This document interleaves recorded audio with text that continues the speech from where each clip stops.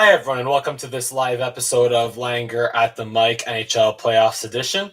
Today, we're going to do a NHL Playoffs preview now that the qualifier rounds have finished and we know the 16 teams.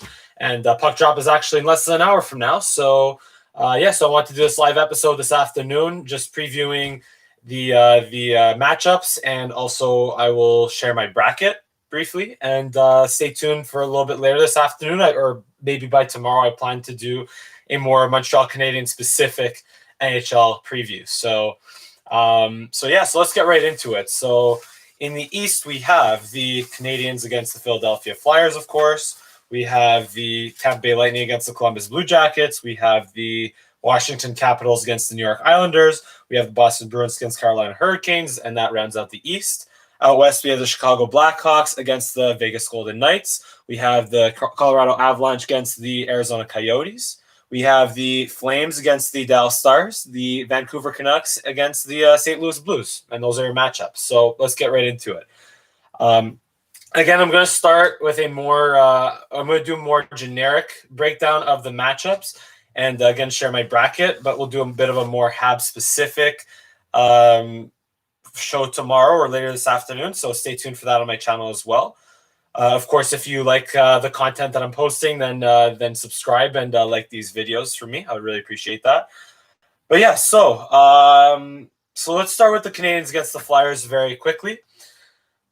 I'm buying the Canadiens right now. I'm buying the Montreal Canadiens stock right now. Whether it's bold of me or not to do so, I want to be. Maybe I'm a bit biased, but I think that from a matchup standpoint, the Canadiens can slow down the Flyers like they did the Pittsburgh Penguins. I truly believe they can. The problems will lie in goal, in the sense that Carter Hart is better than Matt Murray and Tristan Jarry. So the Canadiens will be much more challenged to beat Matt Murray. They'll be much more challenged to beat Carter Hart than they were to have beaten Matt Murray and Tristan Jarry. And I believe that the Flyers have much better forward depth, and particularly on the wings. So this line of Derek Grant, James Van Riemsdyk, and Nicolas Aube-Kubel, I think, will present problems for the Canadiens' bottom six. And then our good friend Nate Thompson centering the fourth line. Don't forget that. But yeah, I honestly think that the Flyers' advantage against the Canadiens' forwards will come in the bottom six.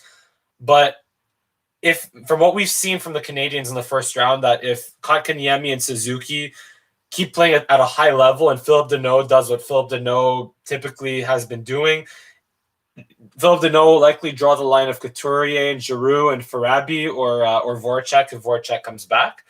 So I think that the Canadiens will be up to the task. And not to say the Philly defense core is weak, but I think that could be a weakness to potentially exploit. Again, not saying that they're weak at all, but I think that the Flyers forwards are stronger than the Flyers defensemen. As a result, if the checking line of Deneau, Byron, and Lehkonen can cycle and create problems for them, then that could be an advantage for the Canadiens in the series. So that's why I have the Canadiens in 7 against the Philadelphia Flyers. Next, we have Tampa Bay against Columbus. Now, it's funny because in these playoffs we see a lot of matchups or a lot of repeat matchups from last year, and I think that some of the outcomes from last year will repeat themselves this year, and others other teams will redeem themselves for having lost last year. So starting with this one, very interesting because we all know that Tampa got swept by Columbus last year in 4 games. No one knew that. No one knew that was going to happen. Just completely by surprise, the Columbus Blue Jackets caught the Tampa Bay Lightning, the by far easy President's Trophy winner of the league last year, playing soft, I guess, or playing not as desperate in the back half of the season compared to Columbus. Columbus was playing desperate for the entire second half of the season to push the playoffs, and that's most likely what gave them the advantage last year. And I think there's something to be said about that in these playoffs, because even though all teams have played roughly the same amount of games after a 4-month off period, right? The round robin is akin to regular season play. I'm not saying it was not intense or not at the same level as these qualifier best of 5 series, but there is a point to be made about the teams that have played in the qualifier rounds having a bit of a leg up in the sense that they're playing more desperate hockey compared to the teams in the top 4 teams in each conference playing in the round robin. Now, that being said, I still believe that Tampa will not fall for the trap this year, and Tampa will be able to handle Columbus in 6 games because Tampa has the same forward talent that Toronto has, arguably, right? Between Braden Point and Kucherov and Stamkos. Stamkos is day to day right now, but he'll play enough in this series to make an impact. Even though his playoff prowess has been criticized in recent years, his play in the playoffs and his getting the job done in the playoffs has been criticized recently. I still believe that Tampa will be up to the task this year against Columbus and will take care of them in 6 games. So that's Tampa, Columbus. Now we have Washington and New York Islanders, which is another repeat of the opening round last year. And this is a matchup that I believe that the Islanders will get the better part in. I don't think the Islanders were 3 deep at center with Jean-Gabriel Pageau last year. They just acquired him this year, so that's going to be a leg up compared to last year. And I think you look at the Islanders and their bottom 6, man. You look at Cizikas, Clutterbuck, and Matt Martin as a 4th line. How many teams have a 4th line like that in the NHL? Like, have a good old school 4th line like that in the NHL nowadays? Like, the Islanders, I think, are one of the few teams with an old school, crash, bang, hustle type of 4th line that could play. Now, obviously, that's going to be, 4th compared to the top 3 lines. But still, that being said, just Barry Trotz, man, as a coach, like just that the Islanders as a team are just they play such a tight, disciplined, structured brand of hockey that I just think the Washington Capitals will have problems with again. Even with Ovechkin, Backstrom, Kuznetsov, Oshie, John Carlson, who's also injured but will likely be good enough to play, and he'll be there. He'll be part of the series, of course. But still, I see the Washington Capitals having issues again with the Islanders because the Islanders are just that good and that well coached of a team, that structured of a team, and have the talent to score enough goals and win close games. So I have the New York Islanders taking the Washington Capitals. Yeah, this one's going to go the distance as well. 7 games. They'll win in 7. Now, Carolina-Boston, another repeat matchup of last year in the, I believe it was the conference finals. Carolina is just stacked this year. Carolina's just stacked, and they're hot, man. They're a hot team right now. Svechnikov, Aho, Teravainen. They're gonna get Dougie Hamilton back from injury. Slavin, Brady Shea. Like, just forward wise, they're 3 lines deep at forward. They're 3 pairings deep at defense.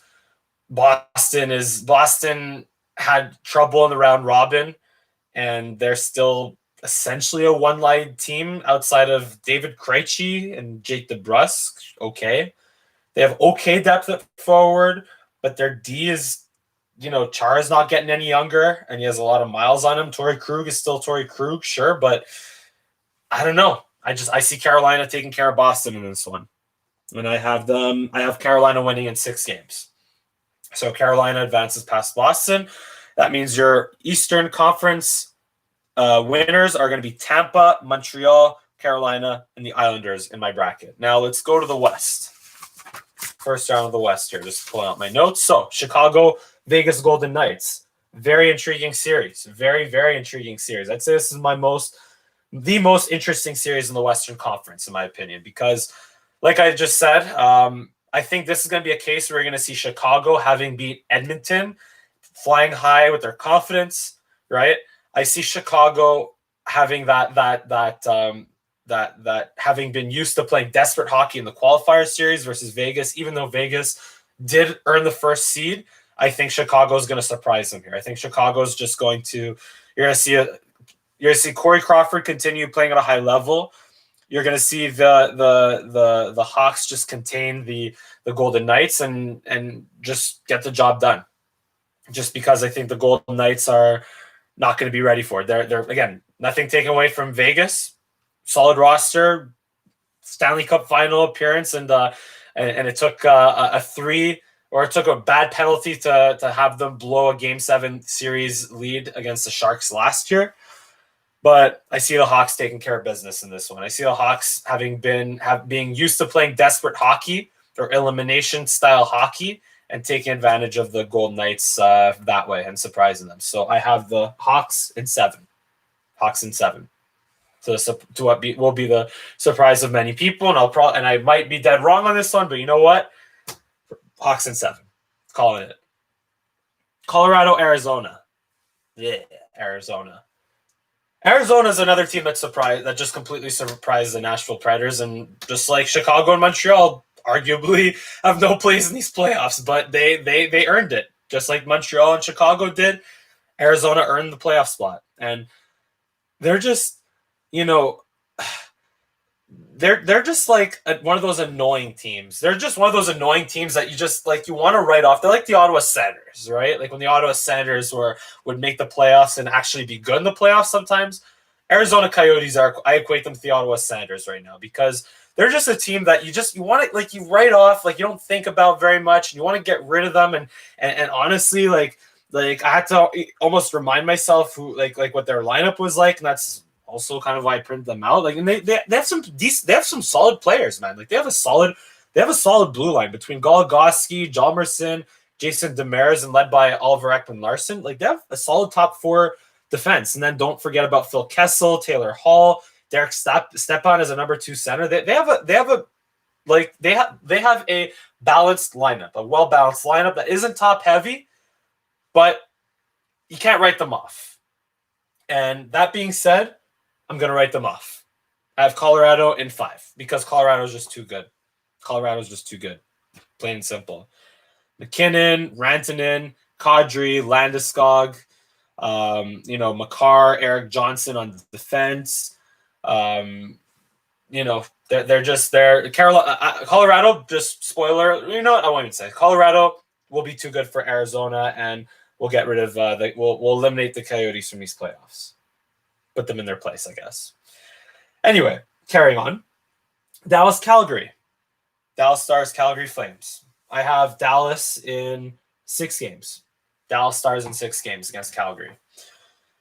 I just think Dallas, with a little bit more recent playoff experience and success, even though they lost to the Blues last year, I just see Dallas with a little bit more firepower offensively. Tyler Seguin, Jamie Benn, Radulov, Perry even on the third line. I mean, look, Perry, he's not what he used to be, but he's still there.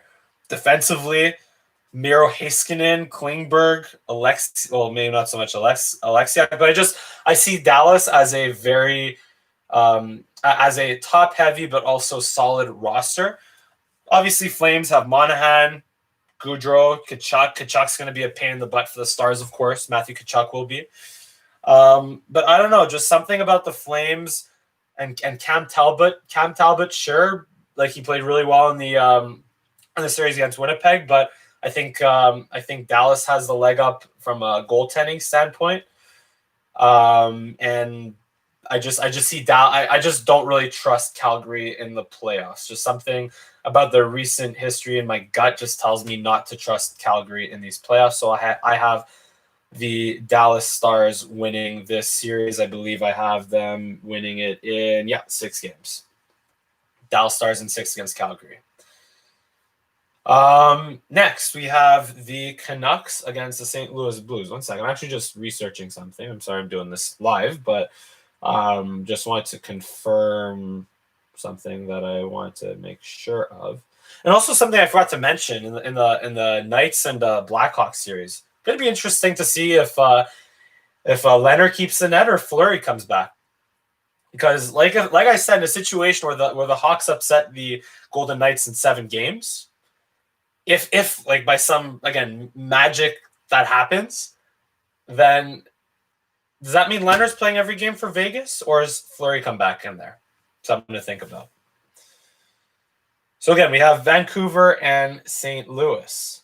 Vancouver and St. Louis. I'm still kind of researching that thing that I wanted to double check. Hello. Where is it? There we are. All right. So again, and the Stars, I mean, with their goaltending, like I said, yeah, like they're gonna play. They've played Khudobin in these qualifier rounds. I mean, it'll be interesting to see whether they go with Khudobin or Ben Bishop. It'll be interesting to see that. That's kind of what I was looking up. Just confirming. Yeah, again, sorry, just did Khudobin play this whole time? Was it really Khudobin? Oh, there you go, Ben Bishop. Yeah, so it'll be interesting to see how Dallas manages their goalies as well. Dallas and Vegas will be the two interesting teams to see how they manage their goaltending situation. Anyway, carry on. Sorry for that. Now, Vancouver, St. Louis, another interesting series. I would say after the Vegas series, this is another very intriguing series because you have St. Louis, the defending Stanley Cup champions, going up against Vancouver, the Canucks, with their like a good, young, fast, skilled team. But I think St. Louis prevails in this simply based on the goaltending matchup because Markstrom has been elite, but when Markstrom is not elite, he is really not good, as we saw in that mini series against the Wild.